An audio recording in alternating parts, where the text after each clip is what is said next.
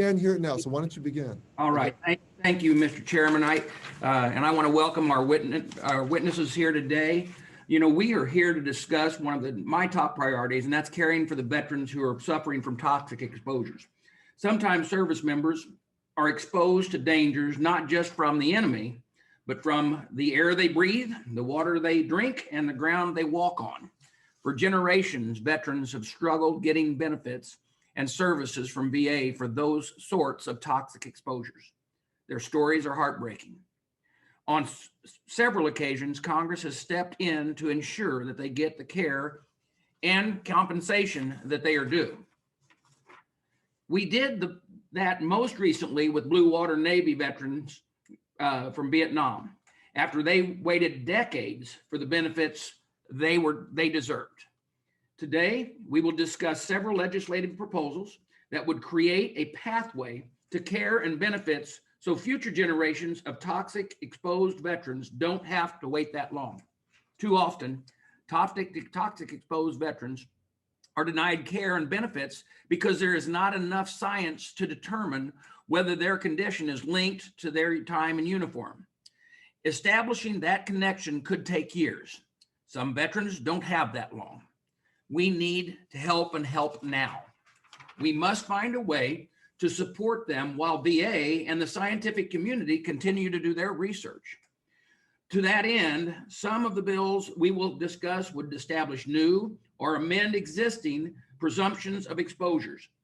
That would ease the burden on toxic exposed veterans to provide to prove that their disability was caused by their service in order to receive benefits. Other bills would expand access to VA care for toxic exposed veterans. My bill, HR 2127, the TEAM Act, would do both. It would create a consistent process within the VA for establishing presumption of exposures. It would also allow toxic exposed veterans to enroll in the VA healthcare system. There are other bills on the agenda introduced by Republican colleagues, including DAMA Subcommittee Ranking Member Nails, Representative Zeldin, and Representative Westerman. And I'm grateful to them for being leaders on this important issue and working to improve the lives of veterans and their families. I'm eager to learn more about their proposals and those of our other colleagues. That said, all of them come with a heavy price tag. I look forward to working with my colleagues and the BSOs to find offsets for them. I'm disappointed that the VA did not provide cost estimates or written views on several bills. I appreciate VA's efforts to review how the department cares for toxic exposure veterans, but now is the time for action, not more talk. I hope VA is prepared to provide views and cost estimates verbally today. Finally, I would like to recognize and extend my condolences to the minority witness, Mr. James Price, whose wife, Lauren, recently passed. Mr. and Mrs. Price are longtime constituents of Representative Bilirakis, who is also here with us today. Lauren was dedicated to helping toxic exposed veterans. She was one of them. She knew as well as anyone about the sickness and suffering that toxic exposure can cause. Lauren was a co-director of Veteran Warriors. She was a determined and fierce advocate.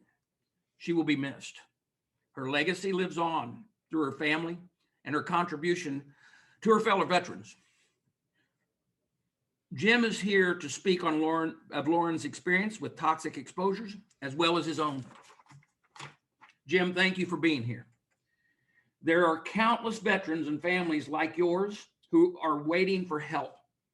Know that I'm committed to making sure that you don't have to wait much longer.